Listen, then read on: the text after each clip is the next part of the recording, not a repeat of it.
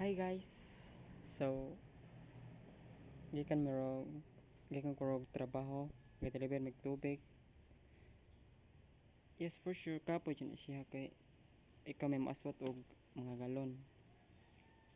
Pero dapat resilient ta sa pagkuan pagkatubang sa mga challenges. Mo nang ako bisag usahay di ko tabangan pero padayon gyapon ta.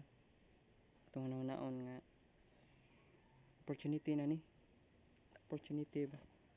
Nya nay ubang mga tao nga walay trabaho kanya kita nagkatrabaho man to pero we need to we need to take a risk also. mo na na this is my workplace, that's my motor.